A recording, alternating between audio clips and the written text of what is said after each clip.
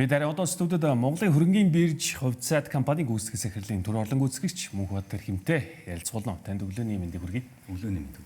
За тэгэхээр бас саяхан он гараад бол одоо удаагүй 2 дугаар сар ингээд дууслаа. Тэгэхээр 2 дугаар сар дуусахаас өмнө 2025 оны компанийн гүйцэтгэлүүд бас нэлээд тодорхой гарсан. Улсын хэмжээнд ч гэсэн сая нэлээд гарлаа. За энэ дээрээс бол мэдээж гол анхаарал татж байгаа зүйл бол ногдлол ашиг тараах хувьд сайд компаниудын мэдээлэл байсан. Тэгээ одоогоор бол бидэнд байгаа мэдээлэл нэлээд олон 40 гаруй компани 940 гаруй тэрбум төгрөгийн ногдлол ашиг тараана гэсэн. Тэгээд ер нь энэ жилийн тарааж байгаа ногдлол ашиг өмнөх жилүүдтэй харьцуулахад ер нь хэр зэрэг өсөлттэй байна. Харьцангуй өсөлттэй харагдчих байна. Өнгөрсөн жилийн үед биржийн үйл ажиллагаанаас эхлээд товч ярив. Өнгөрсөн жил бол манай Монголын хөрөнгийн бирждэр бол 2 дахь зах зээлийн арилжаа давмгайлсан жил байлаа. За бид бол одоо үн цаасны арилжаанаас ойролцоогоор нэг их 80 орчим төгрөгийн арилжаа явуулаад тэрбум орчим төгрөгийн 2 тэрбум орчим төгрөгийн орлого хөдөлсөн. За нийтдээ бол манайх уул уурхай болон үн цаасны арилжаанаас ойролцоогоор 40 орчим тэрбум төгрөгийн орлого төлрүүлээд цэвэр ашиг нь бол 30 орчим тэрбумын цэвэр ашигтай ажилласан. За саяхан манай төлөөлөл удирдах зөвлөлөөс бол 143.144 төгрөгийн ногдлол ашиг тараах шийдвэр гарсан байгаа. За одоо яг өгөөжийн хуваар нь бодох юм бол ойролцоогоор 13% буюу ногдлол ашиг тарааж буй компаниудад бол харьцангуй өндөрт болж байгаа. Энэ жилийн хувьд бол өнгөрсөн жилийг жилүүдтэй харьцуулахад ногдлол ашиг тарааж байгаа компаниуд ногдлол ашиг тараах хувь хэмжээ бол өсөлттэй. Бараг 180 орчим төгрөгийн ногдлол ашиг тарааж байна. За мэдээж бол хувь цааны үнэлгээ нэлээд өссөн. Жилийн эцэг бол 14.80-аар хаагдсан жил байсан. За мөн одоо юу гэдэг нь тогтмол орлогын бүтээгдэхүүнүүд нэлээд зах зээл дээр идэвхтэй байсантай холбоотой болов гэж харж байна тийм. 44 компани маань тэр одоогийн байдлаар ногдлол ашиг тараана гэдэг юугаа мэдээлэл өгсөн явж байна. Ер нь яг одоогийн байдлаар бас ингээд том зургаар нь ажиглах юм бол Монгол улсын санхүүгийн системийн үүднээс ингээд бүтцээр нь задлаад үзэхээр хөрөнгөний зах зээл бол хөгжих зайлшгүй шаардлагатай тэр нөгөө орон зайн өшөөл үүлэх зээл байгаад байгаа шүү дээ тийм. Одоо бол бид чинь бас банк санхүүгээс харьцангуй 90 гаруй хувийн ийм хамааралтай явж байгаа. Тэгэхээр таны хувьд яг энэ салбар дээр ажиллаж байгаа экспертийн үүднээс харахад ер нь бид энийг эрчимтэй хөгжүүлэхэд яг бодлогын ямар дэмжлэг ер нь шаардлагатай. Нөгөө талдаа бас хэрэглэгчийн талдаа бид ер нь ямар үйл ажиллагаануудыг илүү авч хэрэгжүүлэх шаардлагатай. За хөрөнгөний зах зээл банк санхүүгийн зах зээлийн одоо тэнцвэргүй харьцаа манай санхүүгийн зах зээл дээр байгаа асуудлыг бол олон жил бид ярьж байна. За хэд хэдэн үндсэн бол шалтгаанууд байдаг гэж одоо эдийн засагчид хардаг. За хамгийн одоо гол шалгуур нь бол манайх инфляцийн түвшин өндөртэй. За үүнийгээ дагаад бодлогын хүү өндөртэй ийм орчин. За энэ орчиндоо ч гэсэн одоо баг энэ бизнес эрхлэгчид болон хөрөнгө оруулагчид нь дассан байдалтай. Инфляц өндөр байгаад тэгэхээр инфляцийг одоо юу гэдэг нь удирдахын тулд бодлогын одоо мөнгөний бодлого талаас өндөр бодлогын хүү тавиад эхлэхээр тухайлбал хадгаламжийн бүтээгдэхүүнүүд тухайн бодлогын хүн дээрээс эслийн шимтгэлээ нэмээд хадгаламжийн бүтээгдэхүүний хүү өгөөж бий болж. За тогтмол орлогын бүтээгдэхүүнүүд буюу одоо зээлийн, бондын бүтээгдэхүүнүүд үн дээр нь бас нэмээд одоо хүү тогтож байгаа. Тэгэхээр ингээд өндөр суурь хүн дээрээс өндөр энэ одоо юу гэдэг нь тогтмол орлогын бүтээгдэхүүнүүдийн өгөөжүүд бий болчоор тэрнтэй одоо юу гэдэг нь хувьцааны хөрөнгө оруулалтууд өсөлтөх шаардлага гарч байна. Та одоо яг зөв хувийн зүгээс бодоод үз. Манай дээр одоо томоохон аж ахуй нэгжүүд, томоохон групп компаниуд бонд гаргахдаа ам долларын 11-ээс 10% төгрөгийн одоо 18-аас 20% гаргаж байна. Гэтэл одоо өндөр өгөөжтэй байгаа хувьцаат компаниуд маань тухайлбал сая би хэллээ тийм Монголын хөрөнгөний бирж 13% өгөөжтэй ногдлол ашиг таргаж. Гээд харьцуулахад хөрөнгө оруулалтын хувьд жишээлбэл одоо тогтмол орлоготой бүтээгдэхүүнүүд хөгжим гарцаагүй болчихж байгаа. Тэгэхээр зөвхөн бодлогын хувьд бол яг мөнгөний бодлого талаас ч гэдэг юм уу те энэ инфляцийг одоо багасгах тал дээр нэлээх ажиллах хэрэгтэй. Энэ дээр бас эмпирик судалгаанууд байдаг. 15-6 оны үед үн тогтворжуулах хөтөлбөр явж байгаад инфляц 2% төрж исэн үе байдаг. Энэ үед бол хөрөнгөний зах зээл нэлээд тэлжсэн юм одоо судалгаа байдаг. Ковидын дараа нийлүүлэлт талаас одоо инфляц буураад нэлээд тогтолцож явах үед мөн адил хөрөнгөний зах зээлийн үйл ажиллагаа нэлээд тэлжсэн юм тохиолдод байдаг. Тэгэхээр бодлого талаас нь бол энэ тал дээр нэлээд анхаарах хэрэгтэй. За хоёр дахь нь бол мэдээж хөрөнгө оруулалт, хөрвөх чадвар. За ялангуяа заасны зах зээл дээр хөрөнгө оруулах гэдэг асуудал бол ихтгэл үнэмшлийн асуудал. Ихтгэл үнэмшил бол хизээлдгүй гэхээр доктортой байдлыг дагажлагддаг. Тэгэхээр бидний олон жил ярьж байгаа бизнесийн өвчний доктортой байдал, татврын бодлогын ойлгомжтой доктортой байдал гэх мэт асуудлууд бол зайлшгүй болгох шаардлагатай. Тэгэхээр ер нь он гарсаар бас одоо засгийн газраас бол төрийн өмчт хувьцаат компаниудыг бол хувьчлаа гэсэн ийм мэдээллийг бас хийсэн. Тэгээд энэ шийдвэр нөр одоо хаврын чуулганаар бас орохоор болсон гэсэн ийм мэдээлэл бас явж байгаа шүү дээ. Тухайлбал нэлээдгүй олон төрийн өмчт компаниудыг бол яг эхнээс нь нэлээд жагсаалтыг гаргаад хувьчлаа гэдэг ингээд явсан. Энэ дотроос Монголын хөрөнгөний бирж гэсэн орцсон яваа харагдсан тийм. Энэ тал дээр та юу нэг мэргэжлийн үнүүднээс ямар байр суурьтай хандж байгаа? Өнгөрсөн намрын чуулганаар төрийн өмчт компаниудыг биелжээр олон нийтэд нээлттэй ил тод байдлаар санал болгохын үндсэн чиглэлийг хэлцэх асуудал яригдсан.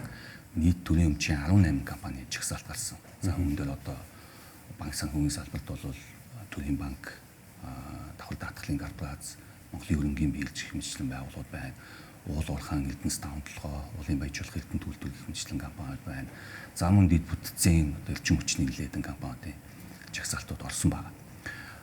Төрийн өмчийг зэгцлэх үр ашгийг нэмэгдүүлэх гэдэг талаасаа энэ бол одоо нэлээд том алхам. Одоо засгийн хувьд одоо төрийн зүгээс явуулж байгаа бодлогын хувьд бол энэ нэлээд нийцэлтэй байна.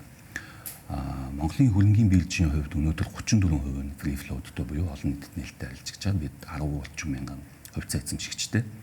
За засгаас оруулсан санал нь бол нэмэлтээр 15%-ийг гаргаад нийт 49% одоо чөлөөтэй арилжаалах ийм одоо саналыг гаргасан. За 12 сарын 30-нд гарсан улсын хурлын 124-р тогтоол дээр бол энэ нэмэлтээр худалдах хувьцаагаа институционал буюу мэргэжлийн хөрөнгө оруулагчид урт хугацааны гэрээ хийх байдлаар санал болгохыг одоо судлах гэдэг ийм чиглэл гарсан. Үүнийхэн дагуу бид бас сангийн яам болон Монголын хөрөнгөний бирждэр ажлын хэсэг гаргаад бэлтгэл ажил хангаад одоо проспектусыг бэлдээд боломжит хөрөнгө оруулагчдынхаа маппингийг хийгээд ажиллаж байна. Одоо яг ноогла шиг хуваарлж байгаа бас хуваарлага зарласан компаниудын ерөнхий ингээд дур зургаар нь харах юм бол банкуд мэдээж толгой зогсож байгаа харагдчихсэн тийм. Тэгэхээр өшөө бас банкны араас бас ямар салбарууд илүү ач холбогдолтойгоос орж ирж байгаа бол ер нь салбар харгалзаж одоо энэ салбар нь илүү эсвэл энэ салбарын дутуу гэх зүйл алга. Одоо мэдээж манай бирж дээр бол системийн болон бусад арилжааны банкуд бүгд идэвхтэй арилжаалагдаж байгаа. За банк санхүүгийн салбар бол одоо үндсэн одоо уулуурхаан салбарынхаа өсөлтийг дагаад явж идэг бас тийм дэд бүтцийн байгууллагын хувьд бол яг манай эдийн засгийнхаа өсөлтийг бас дагаж явж идэг. Ийм салбарын хувьд бол үр ашиг өндөртэй ноогдлаа шүүдийг бол нэлээд сайн тарааж байна. За уулуурхаан одоо компаниуд бас ноогдлаа шиг тарааж байна. За магадaltaж бас сүүлийн үед банк санхүүгийн байгууллагууд бас нэлээд идэвхтэй үйл ажиллагаа явуулж байгаа. Тэр компаниуд бас ноогдлаа шиг тарааж байна. За апу гэх мэтчлээ одоо энэ үйлдвэрлэлийн салбарын ч гэсэн ялгаагүй ноогдлаа шиг тарааж байна. MSC-тэй холбоогоор юун дээр одоо яг MSC AB гэдэг бас зэрэглүүд байгаа шүү дээ. Нэг самлууд. Тий. Тэгэхээр яг энэ зэрэглүүдийг ер нь ямар байдлаар хэмжүүрүүдийн тогтоож харддаг юм бэ? Үзэгч маань тэрний илүү сонирхолтой гэж байна. Манайх Topper Index гэж байгаа. Topper Index дээр бол хоёр шалгуураар одоо индекст компаниудыг оруулдаг. Эхнийх нь бол market capitalization буюу тухайн компани үнэлгээ хамгийн өндөр үнэлгээтэй компани байна. Хоёр дахь нь болохоор арилжааны өргөх чадвар буюу одоо энэ үнэлгээтэй компани хэдийн хэмжээний эргэлт бий болгосон байна гэдэг хоёр шалгуураар явж байгаа. За би бас энэ дээр бас эргэлздэг гэдэг юм уу сайжруулах шаардлагатай орон зай байна гэж хардаг. Бид нар яагаад индексийг дагдаг юм бэ? Мэдээж зах зээлийн тойл, зах зээл өсөлтөж гэнэ үү буурж гэнэ гэдгийг хардаг. Гэхдээ хамгийн том одоо зорилго маань бол энэ индексийг дагсан хөрөнгөний биржээр арилжаалагддаг хөрөнгө оруулалтын сан буюу ETF-үүдийг бий болгох гэж индекс одоо загварчилж дагдаг. Гэтэл өнөөдрийн хүртэл топ 20 индексийг маань одоо сүүлийн 10 хэдэн жил бидэд дагаа явж байгаад нэг ч ETF энийг дагдаг ETF гарч ирээгүй байна тийм. Тэгэхээр үнэхээр энэ одоо индекс маань бас хөрөнгө оруулагчдад тийм сонирхолтой индекс мөн үү биш үү гэдгийг эргэж харах цаг болсон юм шиг байна. Бид уул уурхаан стори зардаг юм болсон. Яагаад манай биржээр уул уурхаад бүтцийг дагдаг индекс байхгүй байна. За өнгөрсөн жилүүдтэй харьцуулахад ногдлоо шиг таадаг компаниуд маань нэлээд болсон байна. Яагаад ногдлоо шиг их тараадаг компаниудын одоо индекс байхгүй байна тийм. Эдгээрийг дагсан ETF-ууд гаргах ёстой юм биш үү гэдэг юм уу. Тэгээд энэ дээр бас хөрөнгөний биржийн хувьд бол 1-2 дугаар үлэлдэ дамнуулаад хийхэд төлөвлөсөн хэд хэдэн ажлууд байна. Шинэ индексүүдийг бидэд одоо загварчилж энэ дээр суйлсан одоо ETF-үүдийг бий болгохоор бас ажиллаж байна. Тэгэхээр бид хоёрын бас ярилцлага хэсэг хугацаанд төр завсарлах болно. Гэхдээ энэ хугацаанаас өмнө бас товчхон асуухад ер нь шинээр IPO гарах компаниудын бас мэдээлэл гарсан байгаа болов уу? Үндсэн чиглэл батлагдсан тохиолдолд төрийн өмчийн компаниудаас төрийн банк манах жишээлбэл нэмэлт турцаа худалдан борлуулна. За шинээр IPO гаргахдаа 26 онд багтаж болох үзгээд бидэд бас нэг 5 компаниг identify хийсэн явж байгаа. Тэгэхээр бас Монголын хөрөнгөний биржийн тухайд ер нь он гарсаар яг нэгдүгээр хөвлөрөлд нэлээдгүй ажлыг хийж хэрэгжүүлж байгаа гэсэн бас юм мэдээлэл байгаа. Ер нь ингээд харахад яг хөрөнгөний зах зээлийн тухай маш сайн нэгдсэн зэгцтэй системтэй юм ойлголтуудыг бас хэрэглэгчид авах юм хэрэгцээ одоо шаардлага бол байнга тулгарч байна л да. Тэгэхээр энэ тал дээр ер нь та бүхэн ямар ажил хийж хэрэгжүүлж байгаа. Бид өнгөрсөн жилийнхээ ажлыг дүгнээд эх 3 жилд ер нь дунд хугацааны стратеги төлөвлөгөө боловсруулсан. Яг бирж дээр одоо болж байгаа ажлууд нь юу юм, болохгүй байгаа ажлууд нь юу юм бэ гэдэг. Тэгээ энэ дээр бол нэг үндсэн 5 чиглэлд ажиллана гэж зорилгоо тодорхойлж байгаа. Хамгийн тулгымцсан асуудал бол манай хөрөнгөний биржийн хөрвөх чадварын асуудал. Хөрөнгө оруулалт шингээх чадвар гэсэн үг. Тэгэхээр бид одоо иргэдч бай, мэргэжлийн хөрөнгө оруулалтч бай, гадаадын хөрөнгө оруулалтч бай. Өнөөдөр хөрөнгө оруулъя гэдэг хэлэхэд яг тухайн өссөн хувьцаагаа авъя гэхэд тухайн хувьцаа нь хадэр байдгүй ч гэдэг юм те. Зарах санал байдгүй. Тэгэхээр хөрвөх чадвар дээр бид хэд хэдэн ажлуудыг хийх гэж байгаа. За түрүүнд дурдсан индексийг боловсронгуй болгох ажил нэгдүгээр байна. За хоёр дахь нь манай дээр зах зээл үүсгэгч буюу маркет мейкерийн функц байдгүй. Энийг бол ойрын хугацаанд нэвтрүүлнэ. Энгийн үгээр тайлбарлах юм бол та дурын арилжааны банкны салбар руу ороход гадаад валютыг авах зарах санал байждаг. Хайшин тодорхой. Аваад гардаг. Гэтэл одоо ингээд хөрөнгөний бирж рүү орж ирээд дурын хувьцаа авъя гэхэд авах зарах санал нь байдгүй. Тэгэхээр энийг л бий болгоно л гэдэг асуудал байна. Тэгэхээр энийг дагаад мэдээж хөрвөх чадвар маань нэлээд сайн ажиллана. За хоёр дахь төвлөрөх асуудал маань бол за бас түрүүн хэлсэн хөрвөх чадвар дээр мэдээж чанартай компаниудыг нэмнэ гэж байгаа тийм. Энэ төрийн өмчийн компаниудыг хөгжлөхч бай. Эсвэл одоо топ 100 аж ахуй нэгжүүдээс хэлбэрчилсэн бүртгэлийн журмаар бас шинээр IPO гаргаж бай. Эдгээр ажлуудаар нэлээд төвлөрч ажиллана. За хоёр дахь нь бол засаг тайлаг нэлтгээс ажиллуулалтын асуудлуудыг гэдэг ярьж байгаа. Жижиг хувьцаа эзэмшигчдийн эрх ашигыг хамгаалах нь хөрөнгөний биржийн нэлээд одоо том үүрэг хариуцлага. Жижиг хувьцаа эзэмшигчд маань юу хэрэгтэй вэ гэхээр цаг үеэ олсон чанартай мэдээлэл хэрэгтэй. За хөрөнгөний биржийн хувьд бол үүн дээр Open MSC гэдэг тайлагналын системийг сая олон нийтэд зарласан. Аж ахуй нэгжүүд маань энэ системээр дамжуулаад тайлангуудаа явуулаад эхэлсэн. Өмнө таад одоо биржийн веб хуудас руу ороход зарим нэг компаниудын санхүүгийн тайлан жишээлбэл одоо ингээд PDF ч юм уу зургийн хэлбэрээр байдаг. Шинжээчд эндээс одоо мэдээлэл татж аваад боловсруулад хөрөнгө оруулагчдаа одоо тайлан гаргаж өгье гэхэд хүндрэлтэй. Тэгэхээр энэ болгоныг бид одоо ашиглахад хялбар хөрөнгө оруулагчдад одоо юу гэдэг ойлгомжтой хэлбэрээр нээж ингэснээр жижиг хувьцаа эзэмшигч маань мэдээлэл зориулсан одоо шийдвэр гаргах юм боломжоор хангагдана гэсэн. Гэх мэтчлэн гурав дахь асуудал нь бол системийн шинжилгээ асуудал байгаа. Энийг бол одоо зайлшгүй 26 он багтааж бид шийдвэрлэх шаардлагатай. За өмнөх систем ханган нийлүүлэгч маань бол одоо энэ бүтээгдэхүүнээ бол шинжлэх саналыг бол хэд хэдэн жил бидэнд тавьж эхэлсэн. Өнгөрсөн жил бас нэг худалдаа авах үйл ажиллагаа зохион байгуулад амжилтгүй болсон энийгээ бидэд одоо энэ жил зас сайжруулж яаралтай зохион байгуулах асуудал байна. Тэр ярилцлага бас төгсгөх ядуугаа бодож байна. Хэрвээ ярилцлагын төгсгөлд бас танаас нэг тодруулах шаардлагатай нэг асуулт байна. Тэгэхээр түрүүн та бас яриандаа дурдчихсан ингээд топ 20 индекс маань бол тодорхой хэмжээний бас юм бодлогын өөрчлөлтийг ер нь хийхгүй бол үүнийг дагсан сүүлийн 20 жилд бол яг тийм айхтар одоо өөрчлөлт бол бас яг хөрөнгө оруулалтын санал дээр гарсангүй гэдэг ч гэдэг юм уу те. Ийм зүйл яригдсан байгаа.